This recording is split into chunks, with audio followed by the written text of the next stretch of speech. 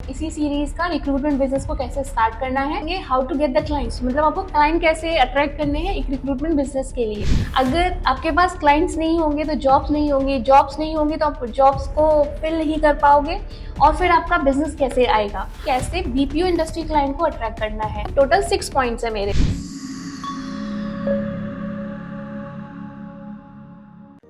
Hi everyone, Shivani here again. So आज का ये जो एपिसोड है ये हमारा तीसरा एपिसोड है इसी सीरीज का रिक्रूटमेंट बिजनेस को कैसे स्टार्ट करना है। तो ये जो आज का टॉपिक है हमारा बहुत क्रूशियल है। इस टॉपिक में हम बात करेंगे how to get the clients, मतलब आपको क्लाइंट कैसे अट्रैक्ट करने हैं एक रिक्रूटमेंट बिजनेस के लिए। ये बहुत ही इंपॉर्टेंट पार्ट है बिकॉज अगर आपके पास क्लाइंट्स नहीं होंगे तो जॉब्स नहीं होंगी, जॉब्स नहीं होंगी तो आप जॉब्स को फिल नहीं कर पाओगे और फिर आपका बिजनेस कैसे आएगा। रिक्रूटमेंट बिजनेस पूरा डिपेंड करता है दूसरों की जॉब्स देने में, उसी में आपका प्रॉफिटेबल बिजनेस बनता है। तो हम इस वीडियो पे मैं कुछ बात करूँगी, थोड़ा सा मैं इंट्रो दे देती हूँ इस वीडियो का। इसमें मैं कुछ ऐसे पॉइंट्स को कवर करूँगी जो पॉइंट्स आपके लिए बहुत बेनिफिशियल होंगे। जिन पॉइंट्स पर अगर आप एक बिजनेस रन करना चाहते हो, रिक्रूटमेंट बिजनेस स्टार्ट करना चाहते हो, उन पॉइंट्स पर आपको ध्यान देना पड़ेगा। तो जो टोटल 6 पॉइंट्स है मेरे, तो जो फर्स्ट पॉइंट है हमारा वो है डिफाइन योर नीश। अब डिफाइन योर नीश से क्या मतलब है यहाँ पर, मतलब आपको पहले ये पता होना चाहिए कि आप किस पर्टिकुलर इंडस्ट्री के लिए टारगेट कर रहे हो, किस टाइप के क्लाइंट आपको चाहिए। फॉर एग्जांपल हेल्थ केयर के लिए आपको चाहिए, आपको टेक्नोलॉजी के चाहिए या आपको बीपीओ के चाहिए। Recently I got a comment on my video कि कैसे बीपीओ इंडस्ट्री क्लाइंट को अट्रैक्ट करना है, जिन्होंने कमेंट किया हुआ था मुझे। तो उनको अपनी नीश पता थी बीपीओ इंडस्ट्री से। अब यहाँ पे अगर आपको अपनी नीश डिफाइन होगी, उससे आपको ये फायदा होगा कि आप उन्हीं टाइप के कस्टमर्स को आप अट्रैक्ट कर सकते हो। तो पहले आपको डिसाइड करना पड़ेगा कि किस पर्टिकुलर नीश में जाना है, किस पर्टिकुलर इंडस्ट्री में आपको अपने क्लाइंट बनाने हैं रिक्रूटमेंट एजेंसी के। अब इससे क्या होता है, इसका बेनिफिट ये होता है कि अगर आपकी एक नीश है, फॉर एग्जांपल अगर आप बीपीओ इंडस्ट्री की मैं एग्जांपल बात कर लेती हूँ, तो अगर आप बीपीओ इंडस्ट्री को ही टारगेट कर रहे हो, उसी के क्लाइंट आपको चाहिए, तो अगर आप एक बीपीओ इंडस्ट्री के एक क्लाइंट, फॉर एग्जांपल मैं यहाँ पे बात करूँ कन्वर्जेस की मैं बात कर लेती हूँ, जो उनका बीपीओ है, अगर आपका वो क्लाइंट है, उसके बाद आप उस क्लाइंट को लेते हुए आपकी एक्सपर्टीज हो जाएगी। तो जब आप दूसरे क्लाइंट को टारगेट करोगे तो उसमें वहाँ पर आप अपना पोर्टफोलियो में कन्वर्जेस का नाम दिखा सकते हो और सेम जो दूसरा बीपीओ है वो उस बीपीओ के रेफरेंस के लिए आपको हायर कर सकता है एज अ रिक्रूटमेंट एजेंसी। तो यहाँ पे आपको अगर आपका डिफाइन होगा नीश और अगर आप एक नीश में एक्सपर्ट हो गए तो वो आपकी एक जो रेपुटेशन है उसको आपके क्लाइंट के सामने एक आपकी रेपुटेशन को बनाएगा और आपकी जो स्ट्रॉन्ग थिंग है, मतलब बेसिकली आपका जो हायरिंग है, स्ट्रॉन्ग पॉइंट है, उसको ज़्यादा शो करेगा। तो ये आपका पहला था डिफाइन योर नीश। दूसरे अगर पॉइंट की बात करते हैं, जो दूसरा पॉइंट हमारा है वो बिल्ड है स्ट्रॉन्ग ऑनलाइन प्रेजेंस। अब यहाँ से मैं क्या समझाती हूँ, यहाँ पर आपके कुछ पॉइंट्स आते हैं जैसे वेबसाइट से आपकी लिंक्डइन चैनल, आपके जो पेजेस है या सोशल मीडिया पेजेस है, अगर इस पर आपकी जो ऑनलाइन प्रेजेंस है अच्छी होगी। फॉर एग्जांपल क्लाइंट, अगर आप क्लाइंट को रीच कर रहे हो, आपने क्लाइंट को रीच किया है, टारगेट किया है और आपकी वेबसाइट ही नहीं है, काफ़ी सारी रिक्रूटमेंट एजेंसीज की वेबसाइट ही नहीं होती है, उस टाइप पे एक जो क्लाइंट होगा उसको एक डाउट आ जाएगा आपके ऊपर कि ये कंपनी में क्या रिक्रूटर्स हैं भी, इनकी ऑनलाइन प्रेजेंस ही अवेलेबल नहीं है, ना इनका लिंक्डइन पेज है, ना इनके साथ सोशल मीडिया पेजेस हैं, तो कितनी टीम है, क्या ये मुझे सर्व कर पाएंगे। As a client question arise होंगे उसके माइंड में कि ये मुझे सर्व कर पाएंगे नहीं कर पाएंगे। तो सबसे पहले आपको अपनी वेबसाइट को, अपने सोशल मीडिया पेजेस को, अपने लिंक्डइन पेजेस को अच्छे से डिजाइन करना होगा और इस तरीके से अच्छी सी आपको ऑनलाइन प्रेजेंस बनानी पड़ेगी। तो क्लाइंट अगर आपकी ऑनलाइन प्रेजेंस देखेगा, उसको पता चलेगा कि आपकी ऑनलाइन प्रेजेंस अच्छी है, प्रोफेशनल है, तो ये क्लाइंट का आपके ऊपर ट्रस्ट आएगा। तो ये जो दूसरा पॉइंट था हमारा वो था आपका कि आपकी ऑनलाइन प्रेजेंस अच्छी होनी चाहिए। उसके बाद जो थर्ड पॉइंट है हमारा वो है नेटवर्किंग। अब नेटवर्किंग की बात कर लेते हुए मैं, जैसे कि काफ़ी जो सोशल मीडिया ग्रुप्स होते हैं जो आपके जो जहाँ पर एचआर्स अवेलेबल होते हैं, उन ग्रुप्स को ज्वाइन करो, क्योंकि वो एचआर किसी कंपनी को रिप्रेजेंट कर रहे हैं, वो अपनी हायरिंग उस ग्रुप में ऐड करेंगे तो आप उनको रीच कर सकते हो। उसके बाद काफ़ी सारे इवेंट्स होते हैं, सोशल इवेंट्स होते हैं जिसमें एचआर समिट्स होती हैं, उनको आप जाके ज्वाइन कर सकते हो।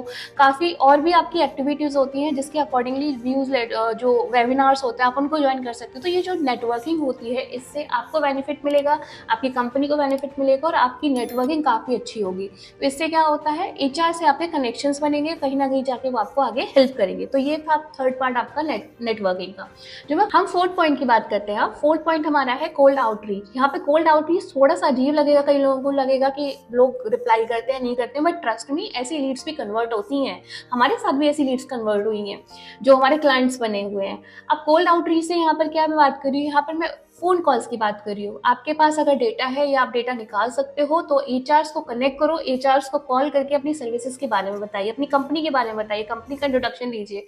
उसके बाद अपने फ़ोन कॉल्स के बाद आप उन्हें एक मेल राइट कर सकते हो, कोल्ड ईमेल्स राइट कर सकते हो।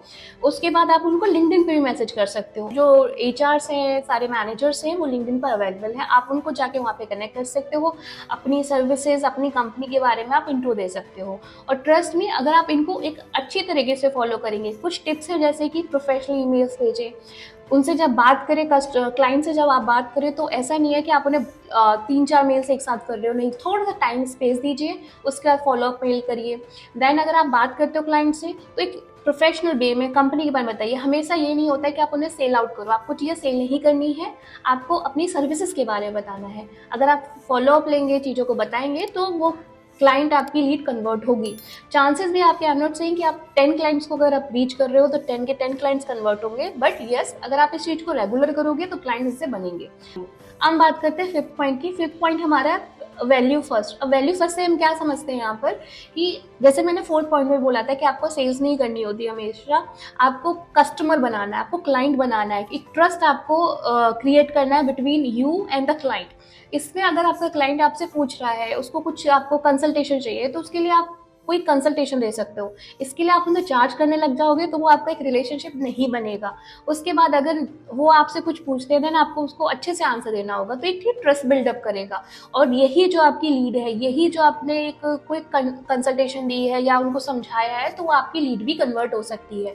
तो हमेशा ऐसे नहीं होता है कि आपको मेरे सेल करनी है, आपको ट्रस्ट भी बिल्डअप करना है। वही ट्रस्ट, वही नेटवर्किंग आपकी कब आपके क्लाइंट में कन्वर्ट हो जाए ये आप नहीं कह सकते हो। तो ये आपका फिफ्थ पॉइंट मैंने बताया। उसके बाद हम बात कर लेते हैं लास्ट पॉइंट की, जो है सिक्स पॉइंट हमारा।